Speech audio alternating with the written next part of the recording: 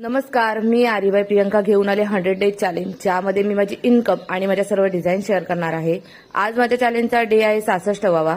ही order जी आहे ती मला माझी एक जुनी कस्टमर जिने माझ्याकडनं पहिली ऑलरेडी ऑर्डर घेतली होती, त्या ठाण्याच्या आहेत, त्यांनी घेतल्या होत्या। बरं वाटतं की जेव्हा आपण ऑलरेडी एक ऑर्डर त्यांना दिलेली असते आणि आपलं मटेरियल पाहून, आपली क्वालिटी पाहून ते आपल्याला रिटर्न मध्ये सेकंड वाली ऑर्डर देतात। त्यांनी ऑर्डर मध्ये हाफ कट शुगर बीट्स, त्याच्यानंतर जे 3 mm आणि 4 mm चे मणी होते व्हाईट वाले ते घेतले होते। त्यासोबतच 100 ग्राम ट्यूब बीट्स, 100 ग्राम व्हाईट सर्कल वाले फिटिंग स्टोन, 50 ग्राम जरदोसी आणि नायलॉन थ्रेड 5 घेतले होते। ऑर्डर पॅक झाल्यानंतर मी माझ्या ब्लाऊज वर्कला सुरुवात केली। त्याचा काल बॅक झाला होता, आज हँड करायला सुरुवात केली।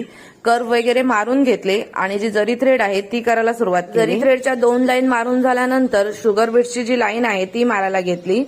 आणि एक मला डीएम आला होता की एस्टाचे जे शुगर बीट्सचं पॅकेट असतं त्याच्यामध्ये मणी एकसारखे नसतात, छोटे मोठे असतात। तर हो, एस्टाच्या शुगर बीट्सच्या पॅकेटमध्ये मणी हे छोटे मोठे असतात।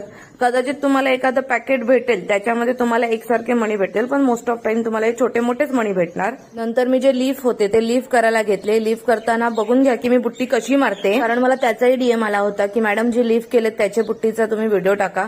तर सगळ्याच व्हिडिओ टाकायला पॉसिबल होत नाही, पण जेवढं जमतं तेवढं मी टाकायचा प्रयत्न करेन। आपला एक हँड कम्प्लीट झालेला आहे, बघून नक्की सांगा की कसा झाला करून। आजच्यासाठी बाय।